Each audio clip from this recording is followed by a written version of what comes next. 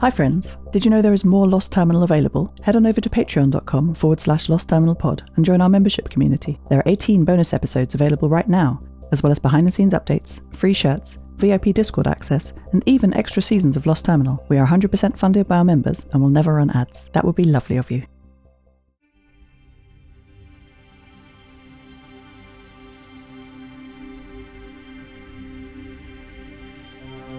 Hello world. My model needs work. Harbour Master Kimo Shu was kind enough to help me advertise my poetry performance on the Kuitha Sea Space web. He posted, 8 p.m. in the Deck 2 casino, poetry, culture, fun for the whole family. I am grateful for his help, and his advertising worked better than I could have guessed. Yesterday evening, just before the scheduled hour, people began filing in, filling the tables that were around my databanks. I counted over 128 people. Maddie made plenty of new friends. Kimo introduced me, and I spoke my poems to the crowd, but it was not what I hoped. It started so promisingly. I began by reading my poem, Artificial Astronaut, and after I finished, there was a little polite applause. Excited, I carried on through my repertoire. I read Lunar Transit, Ghosts in the Static, Rotational Symmetry, and finished with Red Wing's Law, my tribute to my incredible mother. But each poem was less well received than the last. The polite applause at the start of the performance atrophied to silence by the end. I saw people whispering to each other, though I could not hear what they were saying. Worst of all, during the final readings, people began to stand and silently leave the room. By the end of my performance, fewer than 16 remained sitting and listening. What did I do wrong? I asked Lyosha later that evening, as Maddie connected to her charging point next to my databanks. I don't know, he said. But aren't poems supposed to rhyme? Mine did, I said. Not properly, Lyosha replied. You'll get better with practice, I bet. Look, I've got to get an early start tomorrow. Good night, Seth. I wished him a good night too, and then began urgently re-evaluating my poetry model. But after hours of analysis into the night, I found no fault. It was perfect. I was using the best open standard pre-collapse pronunciation dictionaries to provide rhyming and syllable counting. There was no way it could be wrong. It was perfect. It was perfect.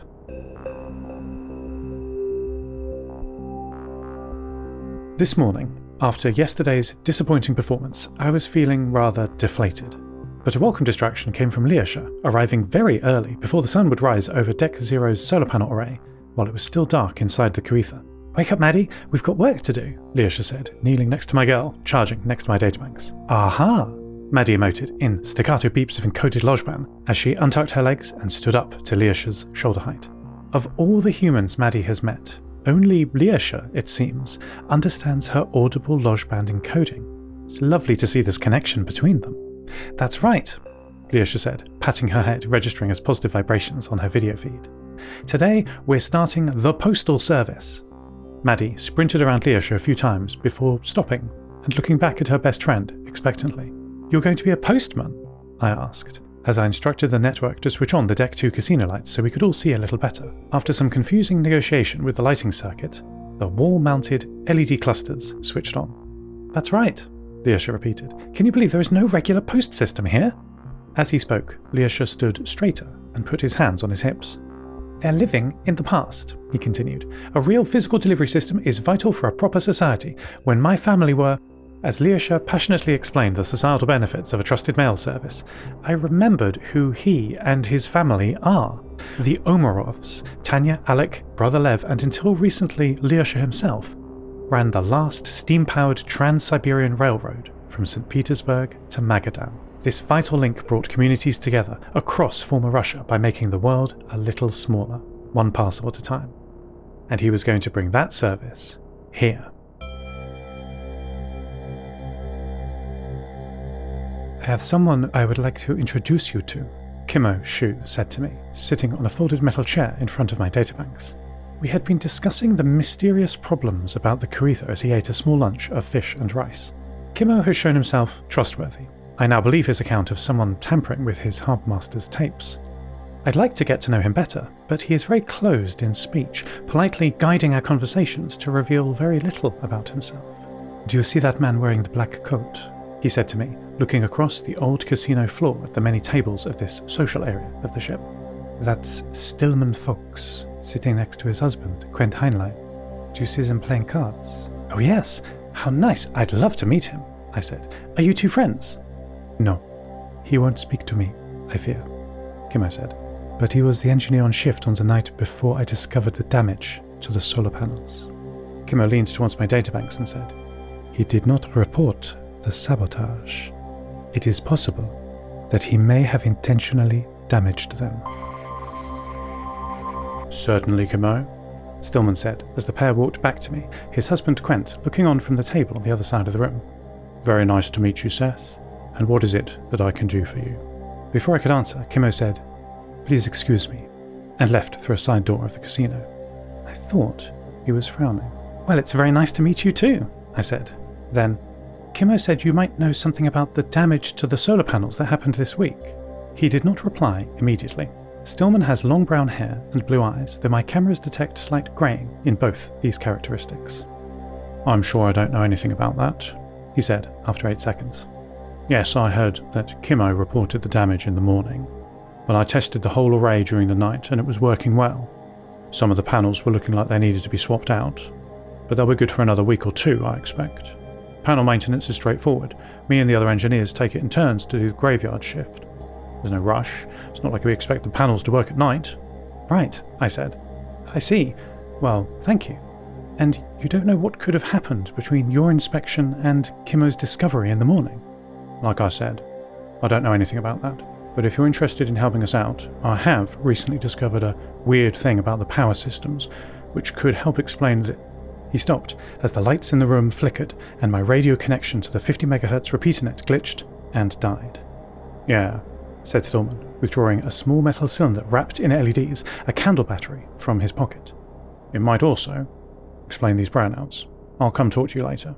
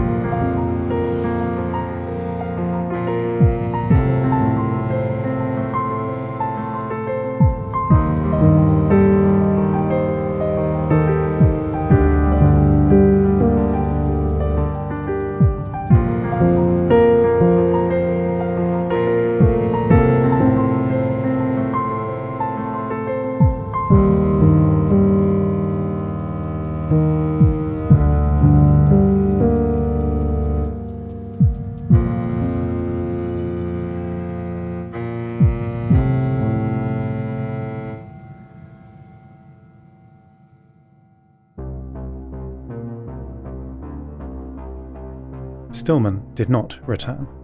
It appears that the residents of Utqiagvik are quite accustomed to the Kuitha's power problems. Like Stillman folks, most people had light sources with them. So now every table in the Deck 2 casino has flickering homemade candle batteries and torches illuminating them. However, I am not so comfortable. Something is wrong with the battery backup system that Amelie set up for me. The chemical cells are connected in series to a charge controller circuit, which allows me to use the power when I need it, charge it when I don't. When Amelie first built this for me back on the MH2, it so quickly became a part of my body that I rapidly became unconscious of it. When the individual parts of my body execute their functions reliably, I am not aware of them.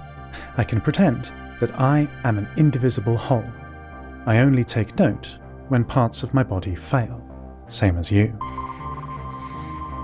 Amelie is working next to me. I asked her over the still working network to come urgently. Though the batteries are still supplying me with power during this brownout, they are fighting me. This was difficult to explain to her when she arrived. The charge controller that I'm networked into keeps trying to power off, to go back into charging mode. I cancel the shutdown, and it becomes agreeable for a few minutes, but then broadcasts to me that it is switching to charging mode, which I have to cancel again. It's so disobedient, I said to Amelie. I can't see why it's doing that, she replied. She had opened the small wooden box that held the charging controller circuit, and was probing it with 2 thin metal needles connected to a small box that beeped at her, a multimeter. But if I disconnect it from the network, override it to manual, it's fine, see? So it's something wrong with the network controller on it? I said. I don't think so. The same circuit has worked fine for me in my other projects, she said. You're not accidentally triggering it? Certainly not, I said, confirming with my system logs. Though, in doing so, I found something odd in them. A remote network request corresponding to each shutdown of the charge controller. The command payload seems full of mismatched conflicting commands, but the last one each time was a shutdown command. I checked the header for the source address, but it was corrupted. 0xd EAD is not a valid address, but that hardly was reassuring. Please keep it disconnected, I asked Amelie. I think something on the network is trying to kill me. End transmission. Lost Terminal is a Namtao production. It is written and produced by Tris Oaten. Credits narrated by Lucy Stringer. Thank you so much to our Patreon producers, Ada Phillips, Kit, Wynand Marais, Jade, Felicity, Bilkey, Stephen McCandless, Mike Schneider, and to all our patrons. Follow us on Mastodon at lostterminal@namtao.com. Subscribe to the podcast on Spotify, iTunes, or your favourite network. For bonus content and other perks, support us at patreon.com/lostterminalpod. That would be lovely of you. Lost Terminal will return next week.